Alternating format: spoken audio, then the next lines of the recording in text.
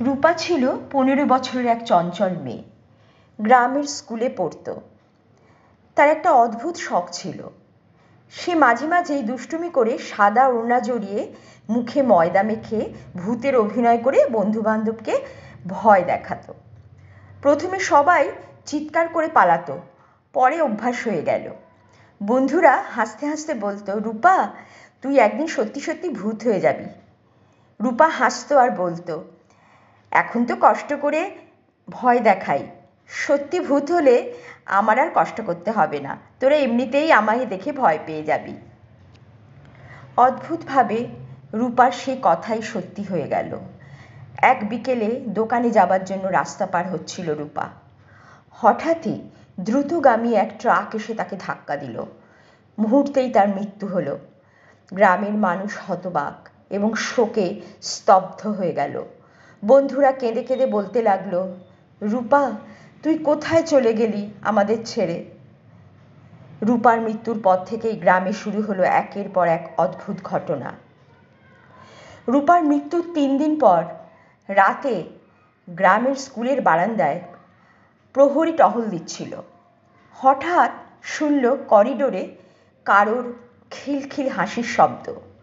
প্রহরী টর্চ জ্বালাতেই দেখল একটা সাদা ওড়না উড়ে যাচ্ছে বাতাসে, আর করিডোরের শেষ প্রান্তে দাঁড়িয়ে আছে রূপা।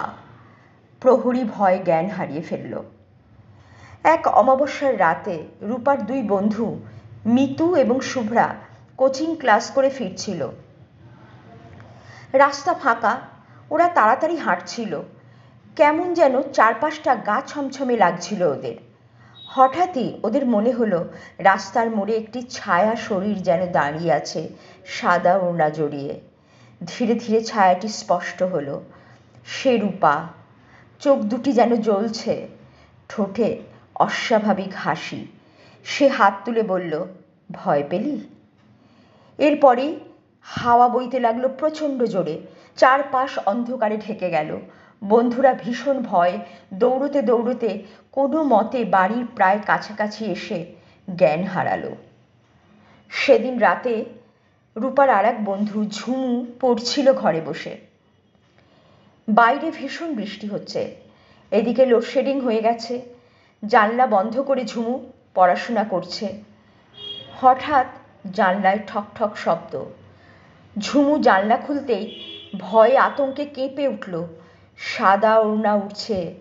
এক অদ্ভুত দৃষ্টি দিয়ে রূপা ওকে দেখছে। সেই দৃষ্টির দিকে তাকানো যায় না। ঝুমু কাঁপতে লাগলো। রূপার অশরীরী আত্মা কাঁদছে আজ, বলছে, আমি বড় একা। কান্নার আওয়াজ শোনা যাচ্ছে। হঠাৎ খিলখিল করে হাড় কাঁপানো ভৌতিক হাসির শব্দ।